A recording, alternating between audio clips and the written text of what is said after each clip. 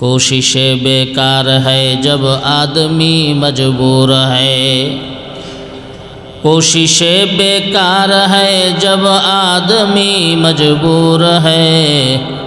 हाँ वही होता रहेगा जो उसे मंजूर है। हाँ वही होता रहेगा जो उसे मंजूर है। বলেন ফালা তাজলিমু ফীহিন্না আনফুসাকুম, হে আমার বান্দারা, মুহররম সহ হারাম মাসসমূহের মধ্যে 1 নম্বর করণীয় গুনাহ থেকে বেঁচে থাকা। কিসের থেকে বেঁচে থাকা? মুহররম মাসের 2 নম্বর করণীয় আল্লাহ পাক রব্বুল আলামিনের কাছে তওবা করা। কি করা? তওবা করা। কারণ রাসূলুল্লাহ সাল্লাল্লাহু আলাইহি ওয়া আলিহি ওয়াসাল্লাম বলেন, ফিহি ইয়াউমুন তাবা আলা কওমিন ওয়া ইয়াতুবু আলা আখিরিন। নবী সাল্লাল্লাহু আলাইহি ওয়াসাল্লাম বলেন, এই মুহররম মাসে 10 তারিখের একটা দিন আছে যাকে বলা হয় আশুরা। কি বলা হয়? আশুরা। আগামী জুমার দিন হলো আশুরার দিন। আগামী জুমার দিন কিসের দিন? আশুরার দিন। রাসূলুল্লাহ সাল্লাল্লাহু আলাইহি ওয়া আলিহি ওয়াসাল্লাম বলেন, এই আশুরার দিনে আল্লাহ পাক রব্বুল আলামিন বিভিন্ন জাতির গুনাহকে মাফ করেছেন, বিভিন্ন জাতির তওবাকে কবুল করেছেন। সুতরাং তোমরাও আল্লাহ পাক রব্বুল আলামিনের কাছে তওবা করো। মুহররম মাসের 2 নম্বর 3 নম্বর করণীয় হলো বেশি বেশি রোজা রাখা। কি রাখা? বেশি বেশি রোজা রাখা। হযরত আবু হুরায়রা রাদিয়াল্লাহু তাআলা আনহু থেকে বর্ণিত, ক্বালা রাসূলুল্লাহ সাল্লাল্লাহু আলাইহি ওয়াসাল্লাম, আফযালুস সিয়ামি বাদা রমাদান শাহরুল্লাহিল মুহররম। রমাদানের পরে সবচেয়ে মর্যাদাবান রোজা হলো আল্লাহর মাস মুহররমে রোজা রাখা। কার মাস? মুহররমে রোজা রাখা। এবার একটু কথা বুঝেন, আল্লাহর মাস, তাহলে অন্যান্য মাস কি অন্য জনের মাস না? ওগুলো আল্লাহর মাস। কথা বলেন। মসজিদকে বলা হয় বাইতুল্লাহ, তো বাইতুল্লাহ মানে আল্লাহর ঘর। তো অন্যান্য ঘরগুলো তো আল্লাহর হুকুমেই তৈরি হওয়া, না অন্য কারো হুকুমে তৈরি হওয়া? পুরা দুনিয়াটা কার? পুরা জমিন কার? আল্লাহর। তো সব মাসই তো আল্লাহর। এরপরেও মুহররমকে বলা হয় শাহরুল্লাহ, আল্লাহর মাস। সব ঘরই তো আল্লাহর। এরপরেও মসজিদকে আর কাবাকে বলা হয় বাইতুল্লাহ। কারণ কি? বলে এগুলো আল্লাহর সাথে সম্পর্ক করে এগুলোর সম্মান বাড়ানো উদ্দেশ্য। কি বাড়ানো উদ্দেশ্য? সুতরাং মুহররম মাসের সম্মান 12 মাসের তুলনায়, বাকি 11 মাসের তুলনায় বেশি। এটা বোঝানোর জন্য আল্লাহ পাক রব্বুল আলামিন মুহররমের সম্পর্ক করছেন নিজের দিকে, আর বলেন এটা আর কারো মাস না, এটা ডাইরেক্ট আমি আল্লাহর মাস। সুবহানাল্লাহ। সুতরাং মুহররমুল হারামের 3 নম্বর করণীয় হলো বেশি বেশি কি রাখা? রোজা রাখা। মুহররমুল হারামের মধ্যে রোজা রাখা, এই রোজাটা কিভাবে আসলো?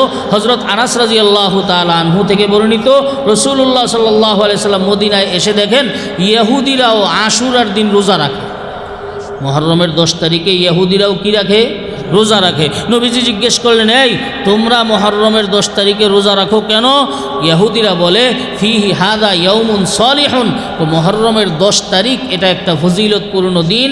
এই দিন আমাদের পয়গম্বর হযরত মূসাকে আল্লাহ লোহিত সাগর পার হইয়া, নীল নদ না, কি লোহিত সাগর, নীল নদ না, নীল নদ পার দেওয়ার ঘটনা না, ঘটনা হলো লোহিত সাগর। লোহিত সাগর পার হইয়া আল্লাহ বনি ইসরাইলকে ফেরাউনের জুলুম থেকে হেফাজত করেছেন। এই জন্য শুকরিয়া আদায় স্বরূপ আমরা রোজা রাখি। নবীজি সাল্লাল্লাহু আলাইহি সাল্লাম বলেন, মূসার সাথে তোমাদের যতটুকু সম্পর্ক, আমি মুহাম্মদের সম্পর্ক আরও বেশি।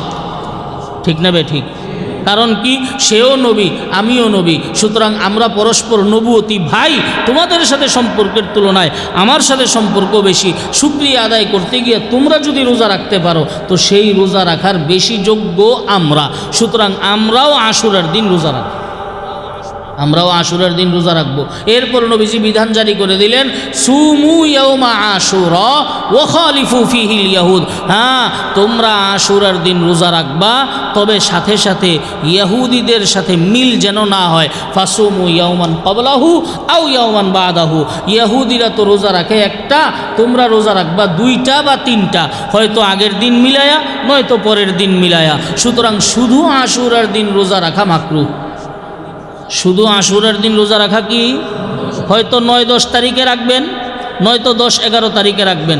সবচেয়ে উত্তম হলো 9 তারিখেও রাখা, 10 তারিখেও রাখা, 11 তারিখেও রাখা। আর না রাখলে রাখবেনই না। রাখতে গিয়ে শুধু আশুরার দিন রোজা রাখার সুযোগ নাই, শুধু আশুরার দিন রোজা রাখা মাকরুহ। কেন? ইহুদিদের সাথে সাদৃশ্য হয়ে যায়, এবাদতের বেলায় সাদৃশ্য হইতেও বাধা। তো আপনার চালচলন, চলাফেরা, জীবনযাপন সবগুলো যে ইহুদিদের সাথে মিলতেছে, কি অবস্থা হইতেছে ওই দিক দিয়ে খবর আছে?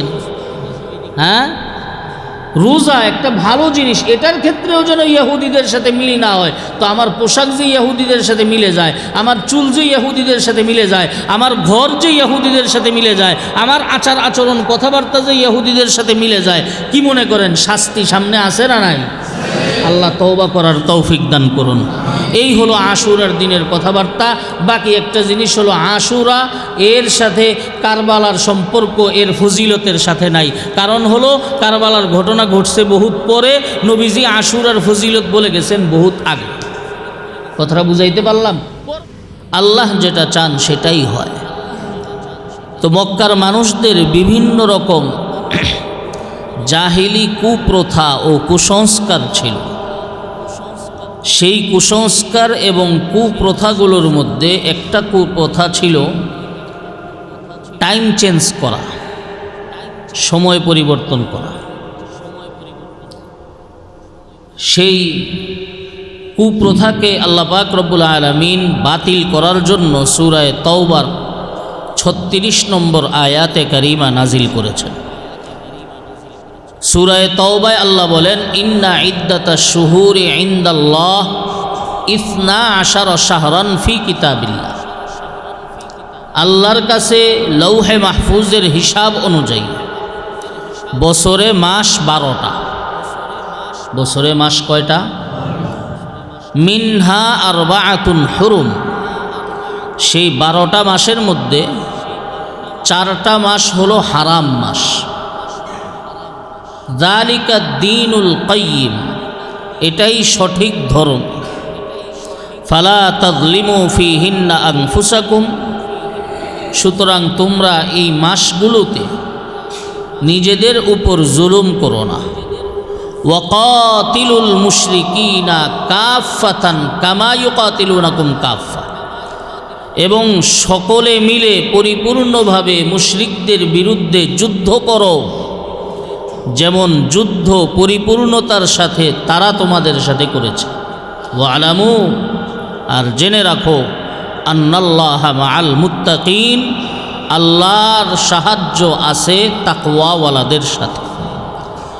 এ হলো 36 নম্বর আয়াতের সরল অনুবাদ। এই আয়াতটা কেন নাজিল হয়েছে? জাহিলিয়াতের একটা কুপ্রথা এবং তাদের একটা মন্দ কাজকে বাতিল করার জন্য। তাদের একটা কুপ্রথা ছিল নিজেদের সময় মতো সময়কে চেঞ্জ করা, নিজেদের মন মতো। বিষয়টা ছিল হযরত আদম আলা নবিয়িনা ওয়া আলাইহিস সালাম থেকে নিয়ে শুরু করে মুহাম্মাদুর রাসূলুল্লাহ সাল্লাল্লাহু আলাইহি ওয়াসাল্লাম পর্যন্ত সমস্ত নবীর শরীয়তে বছরের 12 মাসের মধ্যে 4টা মাস ছিল হারাম মাস। কয়টা মাস হারাম মাস ছিল? এটা কি শুধু মুহাম্মাদুর রাসূলুল্লাহর শরীয়তে ছিল না সমস্ত নবীর শরীয়তে ছিল? কিছু বিষয় আছে যেগুলো সমস্ত নবীর শরীয়তে ছিল, যেমন আল্লাহ এক অদ্বিতীয়।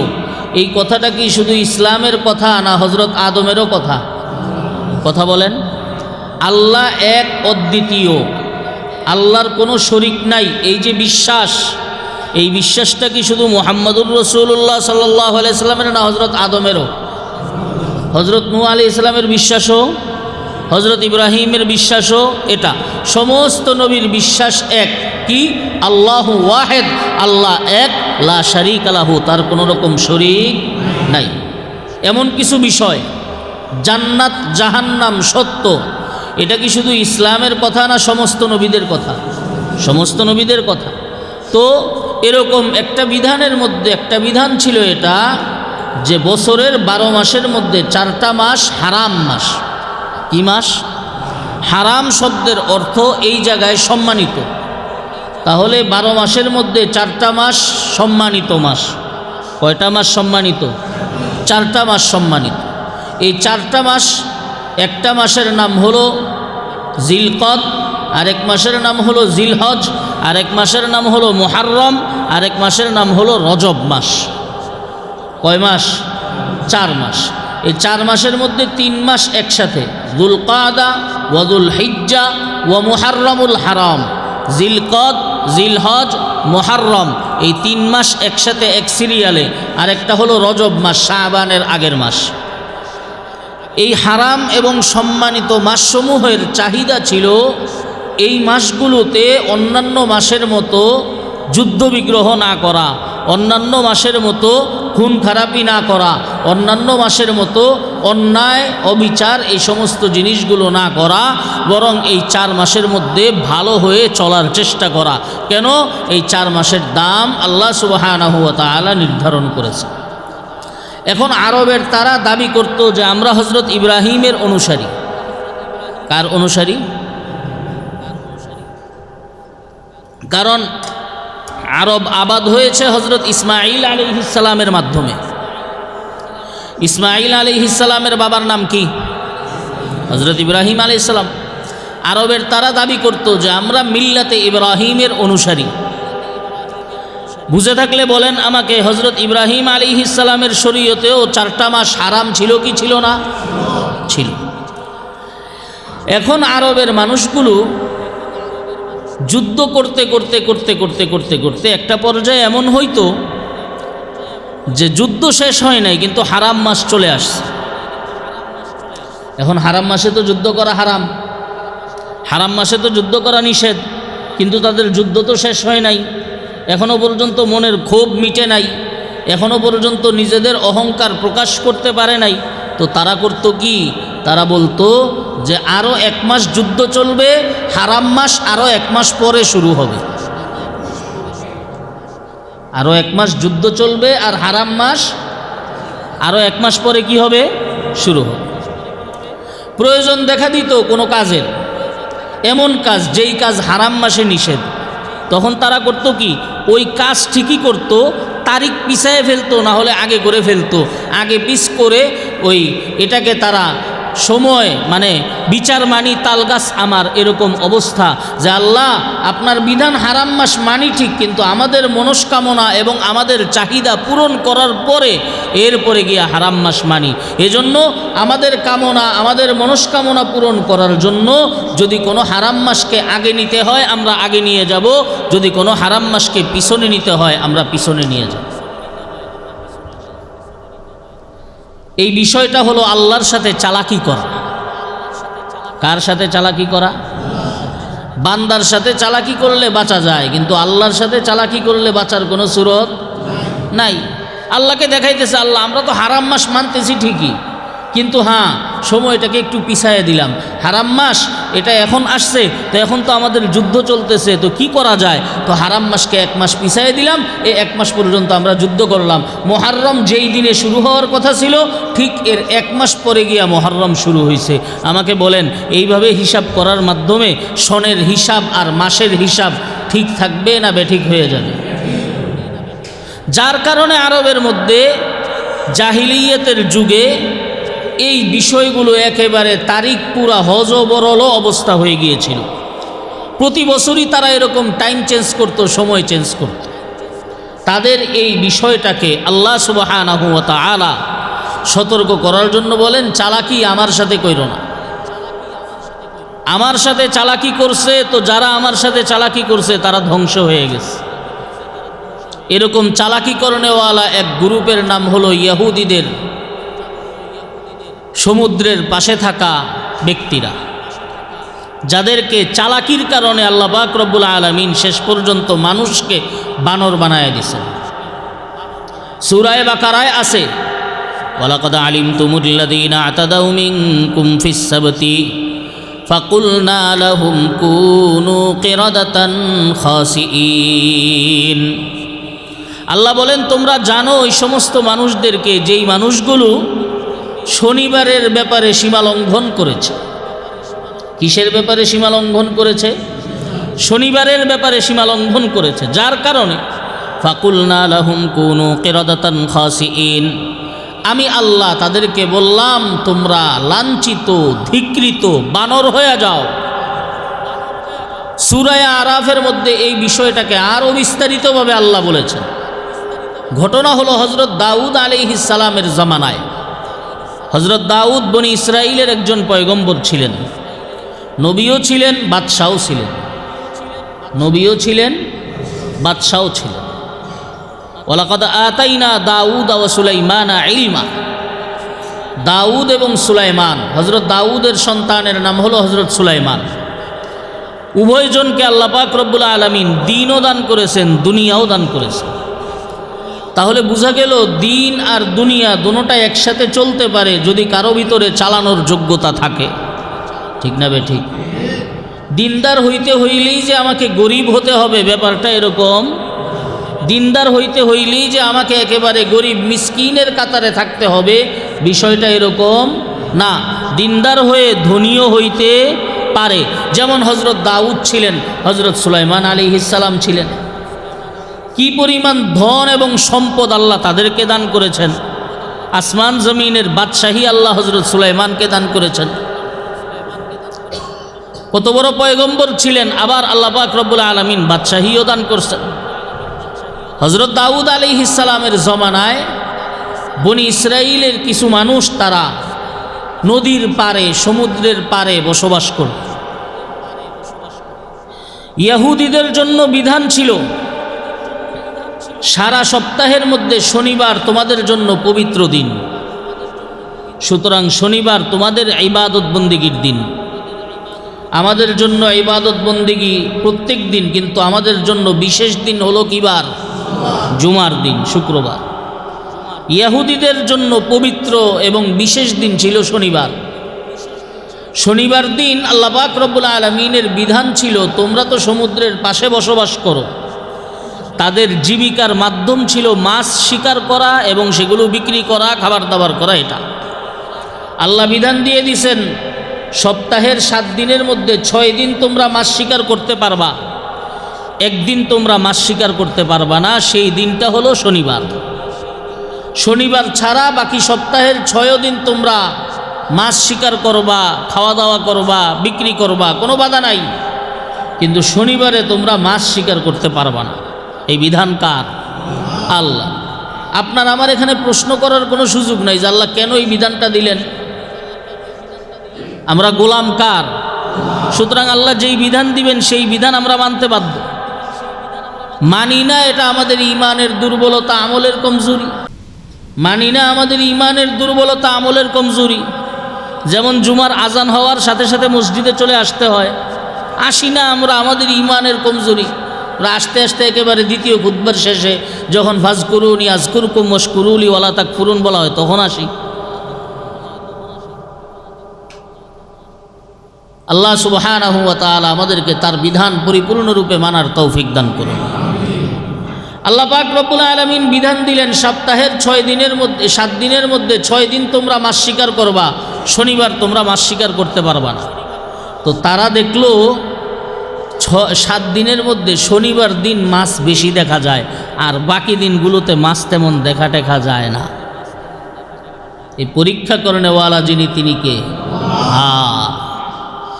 আল্লাহ সুবহানাহু ওয়া তাআলা পরীক্ষা করেন, পরীক্ষা। তো আল্লাহ পাক রব্বুল আলামিনও পরীক্ষা করার জন্য তারা যে তীরের মধ্যে থাকতো, আশেপাশে তাদেরকে মাছ শনিবার দিন একেবারে অনেক মাছ এসে পানির উপরে এভাবে মুখ হাঁ করে থাকতো। এই টাইমে তাদের কাছে কেমন লাগে, আরে মাছগুলো ধরতে পারতেছি না। আর রবিবার, সোমবার, মঙ্গলবার, বুধবার, বৃহস্পতিবার, শুক্রবার মাছের খবরই পাওয়া যাইতো না। তারা এবার একটা হিলা এবং চালাকি করল। কি চালাকি?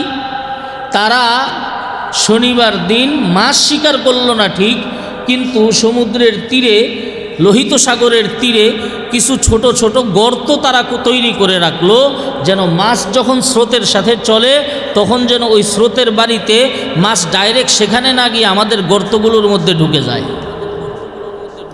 মাছ গর্তের মধ্যে ঢুকে যাইতো, ওদিক দিয়ে তারা গর্তের মুখ বন্ধ করে দিত শনিবারে, আর এই মাছ ধরতো রবিবারে। মাছের রাস্তা বন্ধ করতো কি বার? বুঝেন নাই কথা? মাছ স্রোতের সাথে যায় তো তারা তাদের তীরের পাশে বিভিন্ন জায়গায় গর্ত তৈরি করে রাখতো। যখন স্রোত আসতো তখন মাছ ডাইরেক্ট সোজা না গিয়া কিছু মাছ এদিকে গর্তের মধ্যে ঢুকে যাইতো। যখনই গর্তের মধ্যে ঢুকে যাইতো তখনই তারা সেই জায়গার মধ্যে ব্যারিকেড দিয়ে দিত। আর এই মাছগুলোকে ধরতো রবিবারে, এই মাছগুলোকে ধরতো কবে? তার মানে আল্লাহকে বুঝাইলো, আল্লাহ আপনি শনিবারে মাছ ধরতে নিষেধ করছেন, আমরা কিন্তু শনিবারে মাছ ধরি নাই, আমরা মাছ ধরছি কী বার? যেমন আরবের মানুষরা, আপনি হারাম মাসে যুদ্ধ করতে নিষেধ করছেন, আল্লাহ আমরা কিন্তু হারাম মাসে যুদ্ধ করি নাই। হ্যাঁ, যদিও হারাম মাসের টাইম আমরা 1 মাস পিছাইয়ে দিছি, কিন্তু হারাম মাসে যুদ্ধ আমরা করি নাই। এরকম চালাকি করেনেওয়ালা আছে না নাই? এখনও আমাদের মধ্যে এরকম চালাকি করেনেওয়ালা আছে না নাই? আরে এটা কি ঘুষ নাকি? এটা তো হাদিয়া। ভোট বিক্রি করার জন্য নেন, এটা দিয়ে কিছু খায়েন, তো এটা তো ঘুষ না, এটার নাম হলো উপহার, উপঢৌকন। সুদ, সুদ হারামের কথা যখন বলা হয় তখন কিছু মানুষকে বলতে শোনা যায় আল্লাহ পাক রব্বুল আলামিন চক্রবর্তী সুদকে হারাম করছেন। সাধারণ এমনি টাকার উপরে যেটা দেওয়া হয় এটার নাম সুদ না, এটার নাম ইন্টারেস্ট, মুনাফা। ইন্টারেস্ট আর কি? তো কি বলেন আপনারা, ইন্টারেস্ট আর মুনাফা নাম দিলে কি সুদ হালাল হয়ে যাবে? না, সুদ হারাম হারামই থাকবে। নাম পরিবর্তন করার দ্বারা হারাম জিনিস হালাল হবে না, যেমনিভাবে সময় পরিবর্তন করার দ্বারা আরবের মানুষের এই টাইম পরিবর্তন করা, এর মাধ্যমে আল্লাহর বিধান পালন ঠিকমতো হয় নাই, ঠিক তেমনিভাবে আমাদের মধ্যেও এরকম কিছু চালাকি করে। ইহুদিরাও এই চালাকি করছে।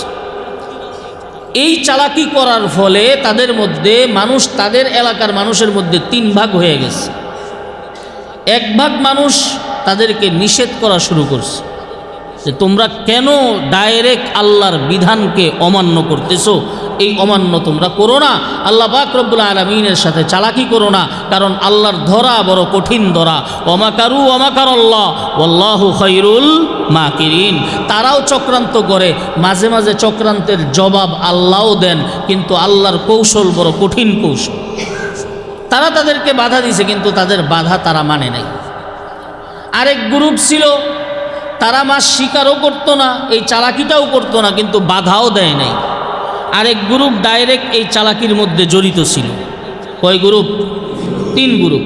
এক গ্রুপ তাদেরকে এই চালাকি থেকে বাধা দিছে, আরেক গ্রুপ করেও নাই, বাধাও দেয় নাই, আরেক গ্রুপ ডাইরেক্ট এই অন্যায় কাজের মধ্যে জড়িত ছিল। এক পর্যায়ে যখন যারা বাধা দিল, তাদের কথা যখন তারা শুনলো না, তখন তারা তাদের মাঝে একটা দেয়াল তৈরি করলো, বলল তোমাদের সাথে আমরা থাকবো না, তোমরা ওই সাইডে থাকবা, আমরা এই সাইডে থাকবো। এইভাবে দেয়াল তৈরি করে যারা ভালো ছিল তারা আলাদা হয়ে গেল, আর ওই মাছ শিকারকারী গ্রুপ যারা, তারা ছিল দেয়ালের ওই পাশে। আল্লাহ বলেন ওয়াসআলহুম আনিল ক্বরিয়াতিল্লাতী কানাত হাদিরাতাল বাহর إذ يعدون في السبت إذ تأتيهم حيتانهم يوم سبتهم شرعا ويوم لا يسبتون تأتيهم كذلك نبلوهم بما كانوا يفسقون। আল্লাহ সুবহানাহু ওয়া তাআলা তাদেরকে হুকুম দিলেন তোমরা বানর হয়ে যাও। কি হয়ে যাও? যারা এই অন্যায় কাজে জড়িত তোমরা বানর হয়ে যাও। আল্লাহ কোন বলার সাথে সাথে এই সবগুলো মানুষ বানর হয়ে গেল। মুফাসসিরিনে কেরাম বলেন তাদেরকে আল্লাহ পাক রব্বুল আলামিন বানর বানাইলেন কেন? এর কারণ হলো তারা আল্লাহর বিধানের মধ্যে পরিবর্তন করেছে, পরিবর্তন করে আল্লাহর বিধানের যেই সৌন্দর্য ছিল সেই সৌন্দর্যকে তারা নষ্ট করে দিয়েছে। এই জন্য আল্লাহর আযাবও তাদের ক্ষেত্রে এরকম। মানুষ হিসেবে, আশরাফুল মাখলুকাত হিসেবে তাদের যেই সৌন্দর্য ছিল সেই সৌন্দর্যকে আল্লাহ শেষ করে দিয়ে তাদেরকে আল্লাহ বানর বানায় দিয়েছে। যেমন কর্ম তেমন ফল, কামা তাদিনু তুদানু জৈসি করনি ওয়াইসি ভরনি। যেমন কর্ম তেমন ফল। তারা আল্লাহর বিধানের মধ্যে পরিবর্তন করে আল্লাহর বিধানের যেই সৌন্দর্য ছিল সেই সৌন্দর্যকে নষ্ট করেছে। আল্লাহ বলেন তোদের চেহারা, তোদের আকৃতি, তোদের শরীরের সৌন্দর্য আমি শেষ করে দিলাম। যা, তোরা আশরাফুল মাখলুকাত থেকে তোরা ধিকৃত এবং অপমানিত বানরে পরিণত হয়ে যা। বানরে পরিণত হয়ে গেল। হযরত ইবনে আব্বাস রাদিয়াল্লাহু তাআলা আনহু বলেন আল্লাহ পাক রব্বুল আলামিন এক পর্যায়ে তাদেরকে দুনিয়া থেকে বিদায় করে দিলেন। বাকি রইল প্রথম গ্রুপ আযাব পায় নাই। আর যেই গ্রুপ বাধাও দেয় নাই, চুপ ছিল, তাদের ব্যাপারে পাওয়া যায় যে তাদেরকেও এই বানর হওয়ার শাস্তির মধ্যে গ্রেফতার করা হয়েছিল। এবার আমাকে বলেন, পাপ কাজ করা যেমন অন্যায়, পাপ কাজ সহ্য করা এবং মুখ বুজে থাকা এটাও তেমন অন্যায়, ঠিক না বেঠিক? হ্যাঁ, মান রাআ মিনকুম মুনকারান ফালিয়ুগাইয়িরহু বিয়াদিহি ফাইল্লাম ইয়াস্তাতি' ফাবিলিসানিহি ফাইল্লাম ইয়াস্তাতি' ফাবিকলবিহি ওয়া যালিকা আযআফুল ঈমান। নবীজির কথা, তোমাদের মধ্যে যদি কেউ অন্যায় কাজ করতে দেখে, হাত দিয়ে যদি সামর্থ্য থাকে হাত দিয়ে বাধা দাও। কোনো ব্যক্তি এই বিশ্বকাপ খেলার মধ্যে পতাকা টানাইতেছে, হাত দিয়ে বাধা দেন। কোনো ব্যক্তি প্রজেক্টর লাগানোর চেষ্টা করতেছে, আপনি পারলে হাত দিয়ে তাদেরকে বাধা দেন। কোনো ব্যক্তি এলাকার মধ্যে উচ্চ আওয়াজে গান বাজনার মতো আয়োজন করতেছে, পারলে হাত দিয়া বাধা দেন। যে সমস্ত ব্যক্তিরা যারা এলাকার মধ্যে জুয়ার আয়োজনের সাথে জড়িত, তাদেরকে হাত দিয়া বাধা দেন। যে সমস্ত ব্যক্তিরা এলাকার অন্যায় কাজের মধ্যে প্রকাশ্যভাবে অন্যায় কাজ করে বেড়ায়, তাদেরকে হাত দিয়া বাধা দেন। কারণ নবী বলেছেন, তোমার হাত দিয়া বাধা দেওয়ার যদি ক্ষমতা থাকে, তুমি তাকে হাত দিয়ে বাধা দিয়ে। এই কথা বলার সুযোগ নাই। কি দরকার এই ঝামেলা করার? কি দরকার এই পেরেশানি করার? কি দরকার ঝামেলা আমার গায়ের উপরে নেওয়ার? এরকম এক ব্যক্তি ছিল, যেই সম্প্রদায়ের উপরে আযাব আসছে, ফেরেশতারা বলে, আল্লাহ আপনি তো তাদেরকে আযাব দিতেছেন, এদের মধ্যে ভালো একজন মানুষ আছে। আল্লাহ বলেন, তারে আগে উল্টায় দাও, তাকে আগে কি করে দাও? কেন? কারণ হলো আমার বিধানের অমান্য এবং আমার বিধানের অবাধ্যতা যখন করা হয়, তখন তার পশমও নড়ে না। আমাকে বলেন, আমাদের মধ্যে এমন মানুষ আছে না নাই যে সমস্ত ব্যক্তিরা বর্তমান জমানায় বাবার বিরুদ্ধে বললে কষ্ট লাগে, মায়ের বিরুদ্ধে বললে কষ্ট লাগে, নিজের সম্পদের বিরুদ্ধে বললে কষ্ট লাগে, নিজের কাজের বিরুদ্ধে বললে কষ্ট লাগে, নিজের দলের বিরুদ্ধে বললে কষ্ট লাগে। কিন্তু কোনো ব্যক্তি যখন ইসলামের বিরুদ্ধে কথা বলে, কোনো ব্যক্তি যখন নবী মুহাম্মদুর রাসূলুল্লাহর ইজ্জতের উপর আঘাত করে, কোনো ব্যক্তি যখন কোরআনের বিরুদ্ধে কথা বলে, তখন এই মানুষটাই মুখের মধ্যে কুলুক এঁটে বসে থাকে। আছে না নাই? সুতরাং আমাদের স্পষ্ট কথা, পাপ অন্যায় কাজ মানুষ হিসেবে হতেই পারে, তবে সেটা হতে হবে গোপনে। প্রকাশ্যে পাপ, যেই পাপের উপরে আযাব আসে, যেই পাপের উপরে গজব আসে, সেই প্রকাশ্যে পাপ আমাদের এলাকার মধ্যে হতে দেওয়া যাবে না। কথা ঠিক না ঠিক? কেন? কারণ হলো, প্রকাশ্য পাপের কারণে গজব আসলে তখন কিন্তু আফসোস করে কোনো উপায়। গজব আল্লাহর দেওয়ার ক্ষমতা আছে না নাই? আল্লাহর গজবের বিভিন্ন সিস্টেম। ক্রেন নিয়ে, ট্রাক নিয়ে আল্লাহর গজবের আয়োজন করতে হয় এরকম না। হঠাৎ একটা রোগ আল্লাহ এলাকার মধ্যে ছড়ায় দিবেন, দেখবেন ঘরে ঘরে ছড়ায় গেছে, আল্লাহর গজব। হঠাৎ একটা রোগ আল্লাহ ছড়ায় দিবেন, মহামারীর মতো হয়ে যাবে, আল্লাহর গজব।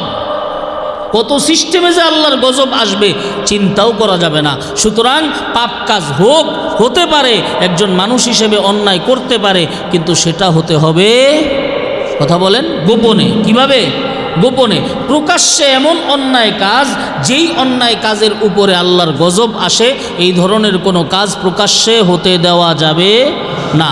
এটাই নবীর কথা, মান রাআ মিনকুম মুনকারান ফালিয়ুগাইয়িরহু বিয়াদিহি। তোমাদের মধ্যে যদি কেউ অন্যায় কাজ করতে দেখো, হাত দিয়ে বাধা দাও। ফাইল্লাম ইয়াস্তাতি', তবে হ্যাঁ, যদি হাত দিয়ে বাধা দিতে না পারো, তোমার সামর্থ্য না থাকে, ফাবিলিসানিহি, তাহলে তুমি জবান দিয়ে বাধা দাও, তাদের বিরুদ্ধে বলো, তাদের এই অন্যায়ের প্রতিবাদ করো। ফাইল্লাম ইয়াস্তাতি', এরপরেও যদি না পারো, ফাবিকলবিহি, অন্তর দিয়ে চিন্তা করো কিভাবে এই অন্যায় থেকে তাদেরকে ফিরানো যায়। বনী ইসরাইলের গ্রুপ ছিল কয়টা? 3 গ্রুপ। এক গ্রুপ ডাইরেক্ট এই অন্যায় কাজে জড়িত, আল্লাহ পাক তাদেরকেও যেমন বানর বানাইছেন। যেই গ্রুপ অন্যায়ের মধ্যে জড়িত ছিল না, কিন্তু অন্যায় থেকে বাধা দেয় নাই, তাদেরকেও আল্লাহ বানর বানায় দিছে। তো বুঝাইতেছিলাম, আরবের লোকেরা এরকম মাস পিছায়া দিত। আল্লাহ সুবহানাহু ওয়া তাআলা তাদের এই প্রথাকে বাতিল করার জন্য আয়াত নাজিল করে আল্লাহ বলে দিলেন, এই রকম মাস পিছানো আল্লাহর কাছে অবাধ্যতা, তোমরা এই অবাধ্যতা করো না। এই জন্য রসুল্লাহ সাল্লাল্লাহু আলাইহি ওয়াসাল্লাম 10ম হিজরিতে বিদায় হজের ভাষণের মধ্যে দাঁড়ায় আল্লাহর নবী বলেন, ইন্নাজ জামানা কাদ ইস্তাদারা কাহাইআতিহি ইয়াউমা খালাকাস সামাওয়াতি ওয়াল আরদা মিনহা আরবাআতুন হুরুম সালাসুন মুতাওয়ালিয়াতুন যুলকাদাতি ওয়া যুলহিজ্জাতি ওয়া মুহাররামুল হারাম ওয়া রজব মুদার আল্লাযী বাইনা জুমাদা ওয়া শাবান।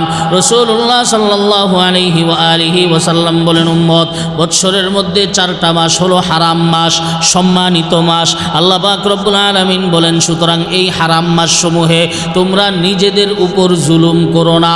ফালা তাজলিমু ফিহিন্না আনফুসাকুম। এই হারাম মাসসমূহের মধ্যে মুহররম মাসও একটা হারাম মাস। সুতরাং এই মুহররম মাসে আমাদের 1 নম্বর করণীয় গুনাহ থেকে বিরত থাকা। কিসের থেকে বিরত থাকা? গুনাহ থেকে বিরত থাকা। আল্লাহ পাক রব্বুল আলামিন বান্দাকে বলেন, ফালা তাজলিমু ফিহিন্না আনফুসাকুম, নিজের উপর জুলুম করো না।